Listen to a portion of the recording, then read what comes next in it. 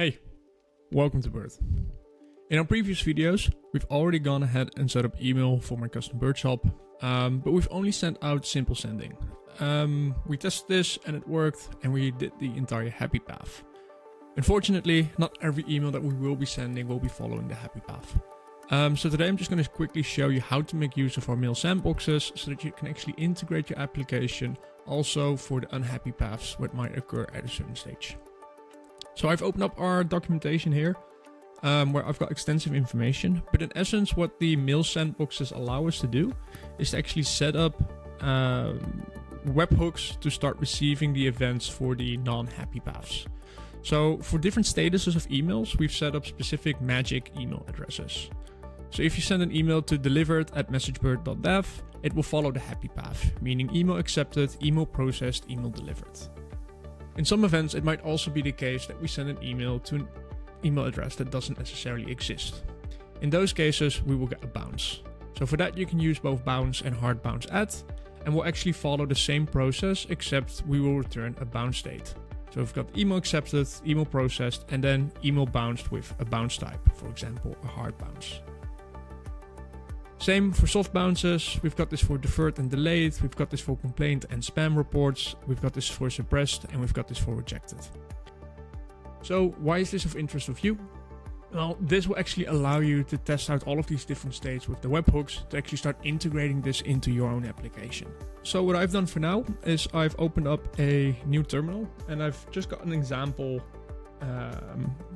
sent where I'm going to be sending specifically to deliver.dev.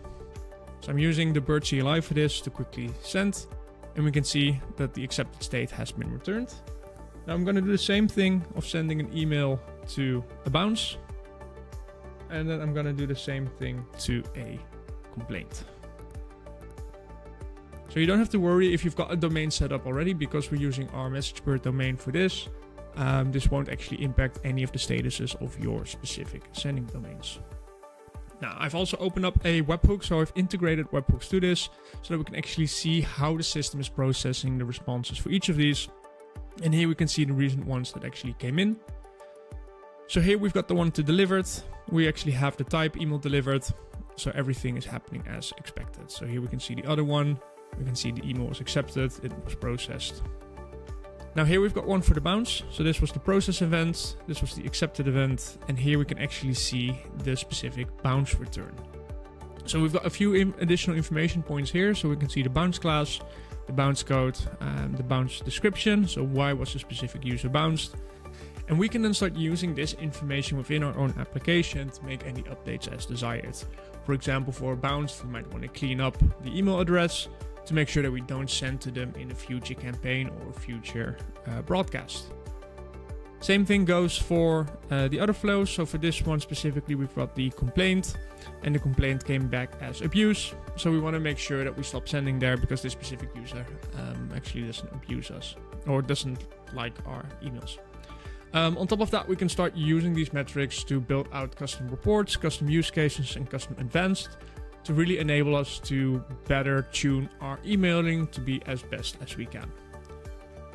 Now, all of these events can also be found back in our email logs. So if we go into our email metrics and email events, we can see that the emails were sent in, and then we can also see the specific cases for those events. And then under the details, we can see the follow event of that specific use case. I would highly recommend to make use of this, and then the webhooks were set up on the webhooks.